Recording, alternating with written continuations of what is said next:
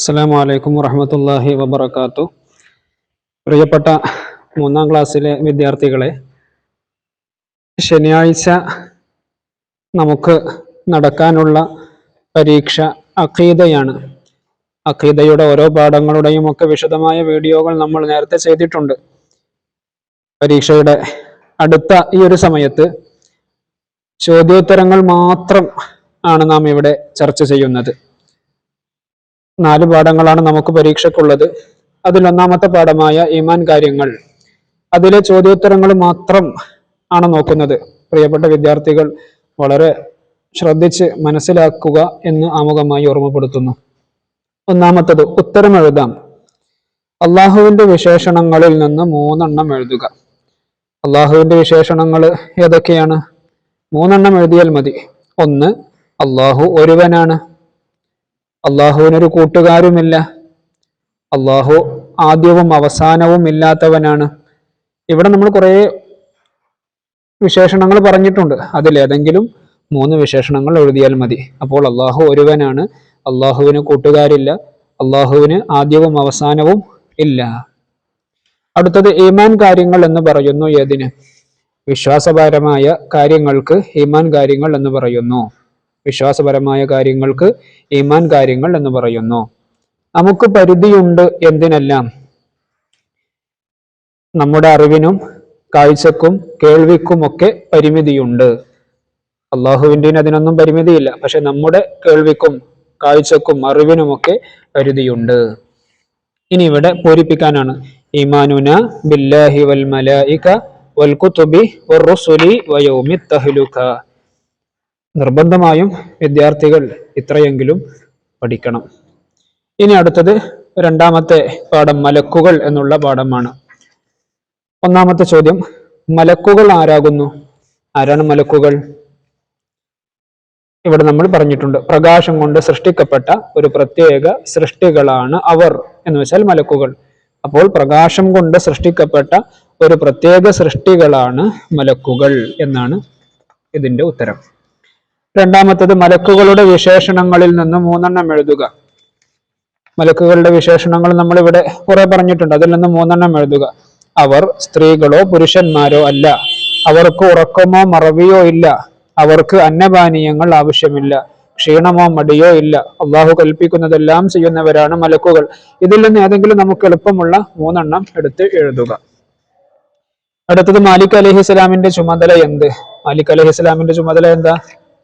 നരകം കാക്കലാണ്. ഇതാ മാലിക് അലൈഹിസ്സലാം നരകം കാക്കൽ. നമ്മൾ നേരത്തെ പറഞ്ഞിരുന്നു, നിർബന്ധമായും ഈ 10 മലക്കുകളുടെ പേരും അവരുടെ ഡ്യൂട്ടിയും നമ്മൾ നിർബന്ധമായും അറിഞ്ഞിരിക്കണം.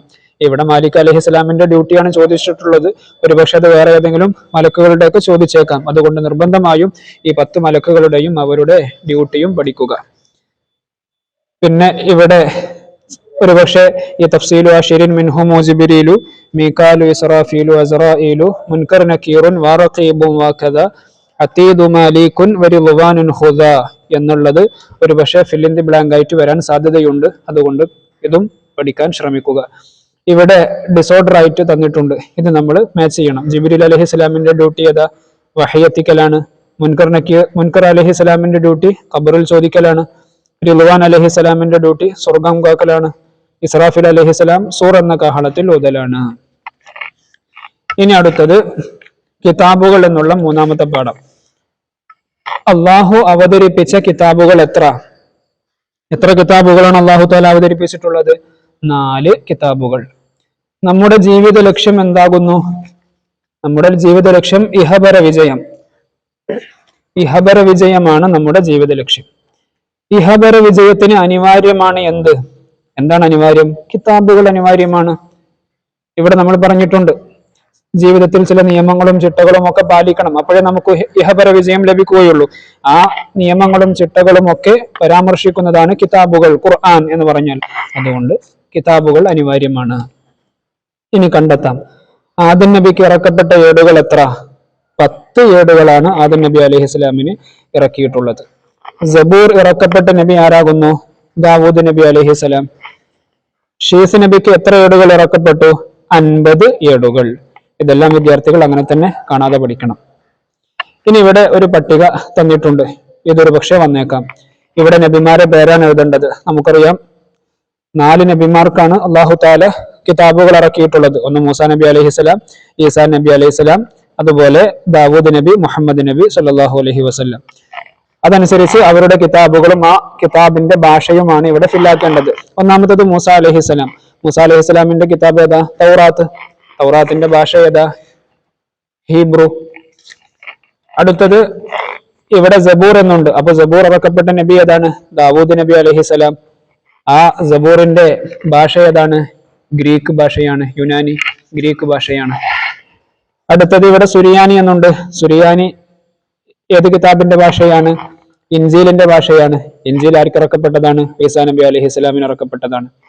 അടുത്തത് മുഹമ്മദുൻ സല്ലല്ലാഹു അലൈഹി വസല്ലം, നമ്മുടെ നബി. അവർക്ക് ഇറക്കപ്പെട്ട കിതാബ് ഏതാണ്? പരിശുദ്ധ ഖുർആനാണ്. ഖുർആൻ ഏത് ഭാഷയിലാണ്? അറബിയിലാണ്.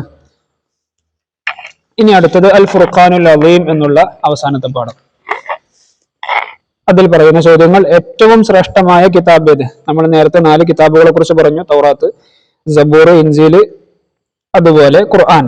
ഈ 4 എണ്ണത്തിൽ ഏറ്റവും ശ്രേഷ്ഠമായ കിതാബ് ഏതാ? അത് പരിശുദ്ധമായ ഖുർആൻ തന്നെയാണ്, സംശയമില്ലല്ലോ. ഖുർആൻ അവതരണം പൂർത്തിയായത് എത്ര വർഷം കൊണ്ട്? എത്ര വർഷം കൊണ്ടാണ്? 23 വർഷം കൊണ്ടാണ് പരിശുദ്ധ ഖുർആൻ പൂർണ്ണമായും ഇറങ്ങിയത്, ഘട്ടം ഘട്ടമായിട്ട് 23 വർഷം കൊണ്ട്. ഖുർആൻ മാർഗനിർദ്ദേശമാണ് ആർക്ക്? ലോകാവസാനം വരെയുള്ള മുഴുവൻ ജനതക്കും മാർഗനിർദ്ദേശമാണത്. ലോകാവസാനം വരെയുള്ള മുഴുവൻ ജനതക്കും മാർഗനിർദ്ദേശമാണ് ഖുർആൻ. ഇനിയോ ഖുർആനിനോട് കാണിക്കേണ്ട 4 അദബുകൾ. ഇവിടെ നമ്മൾ ഖുർആനിന്റെ അദബുകൾ ഇവിടുന്ന് പറയുന്നുണ്ട്. ഖുർആനിനെ നാം ബഹുമാനിക്കണം. അതിന്റെ മീതെ ഒന്നും വെക്കാവതല്ല. അതുപോലെ ശുദ്ധി കൂടാതെ അതിനെ തൊടാനോ ചുമക്കാനോ പാടില്ല. അതിന്റെ നേരെ കാൽ നീട്ടാനോ വൃത്തിയില്ലാത്ത സ്ഥലത്ത് വെക്കാനോ പാടില്ല. നിയമാനുസരണമല്ലാതെ അതിനെ ഓതാനും പാടില്ല. ഇവിടെ കുറെ അദബുകൾ പറയുന്നുണ്ട്. അതിൽ നിന്ന് നമുക്ക് ഇഷ്ടമുള്ള 4 അദബുകൾ, മര്യാദകളാണ് ഇവിടെ എഴുതേണ്ടത്.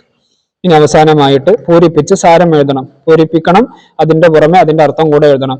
ഇന്നാ നഹ്നു ഡാഷ് ലഹാഫിളൂൻ. ഇവിടെ നമ്മൾ പറഞ്ഞിട്ടുണ്ട്, ഇന്നാ നഹ്നു നസ്സൽന ദിക്റ വ ഇന്നാ ലഹു ലഹാഫിളൂൻ. എന്താണ് അതിന്റെ സാരം? നിശ്ചയം പരിശുദ്ധ ഖുർആൻ നാം ആണ് ഇറക്കിയത്, അതിനെ നാം സംരക്ഷിക്കുക തന്നെ ചെയ്യും. അപ്പോൾ വിദ്യാർത്ഥികളെ, ഈ 4 പാഠങ്ങളിലുള്ള അതിന്റെ എക്സസൈസ്, തദ്രീബാത്തുകൾ മാത്രമാണ് നമ്മൾ ഈ വീഡിയോയിൽ ചർച്ച ചെയ്തിട്ടുള്ളത്. ഇത്രയെങ്കിലും നിർബന്ധമായും വിദ്യാർത്ഥികൾ ശ്രദ്ധിച്ച് മനസ്സിലാക്കണം. കഴിയുന്നവരൊക്കെ ആവർത്തിച്ച് പാഠങ്ങൾ വായിക്കുക തന്നെ വേണം. ഇത്രയും ഈ ക്വസ്റ്റ്യൻ ആൻസർ എങ്കിലും ഒന്ന് എഴുതിയിട്ട് പരിശീലിക്കുകയും വേണം. അല്ലാഹു സുബ്ഹാനഹു വ തആല നല്ല വിജയം നൽകി അനുഗ്രഹിക്കുമാറാവട്ടെ. അസ്സലാമു അലൈക്കും വറഹ്മത്തുള്ളാഹി വബറകാതുഹു.